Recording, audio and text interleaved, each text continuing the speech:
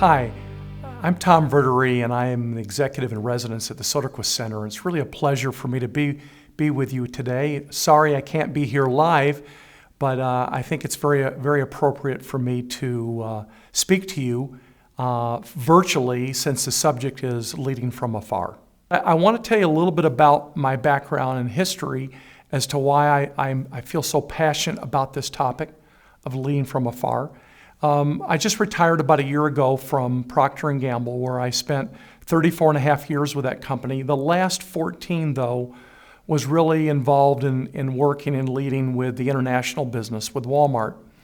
And in that period of time, I worked with 10 different team leaders in various geographics across the world, from China to the UK, from Puerto Rico and Brazil, all the way to Canada. So I've had to deal with multiple managers I worked with from different time zones. And in addition to that, I've also led a team of people in Northwest Arkansas, both co-located right next to me, and then others on a separate floor. So I've had a lot of experience working with leading from afar, both in a local basis and then also on an international basis. And so it's for that reason that I'd like to kind of talk with you about some of my experiences leading from afar and what I've learned in doing that over about a 14 to 15 year period.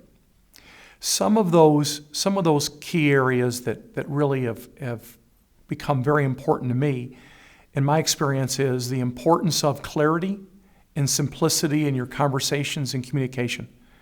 When you're working with multiple people across the world, where English is, many of those where English is their second language, it's very important that what you're talking about is really clear, concise, and quite frankly, very simple to understand. And so for that reason, my strategic plans that I used and led by were one page. And while that may seem unusual to a lot of people and to a lot of corporations, to me, success leading from afar was not on how complicated I could make it, but to make sure that every manager, no matter what country they're in, or anyone that was supporting me and locally in Northwest Arkansas, really understood what we were working on. One of the main areas of importance to us when I was leading from afar was really to make sure that we were adding value into the markets.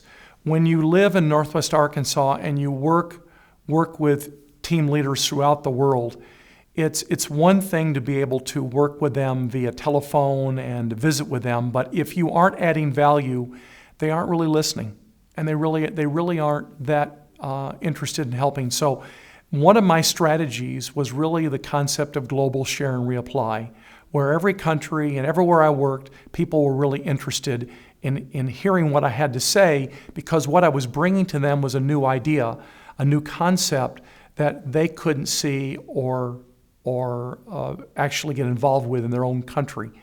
And the reason that I share that with you is that as you're thinking about leading from afar, it's important that you know that the people that you are working with that are not located next to you are only really interested in talking with you if you have something to add value to them.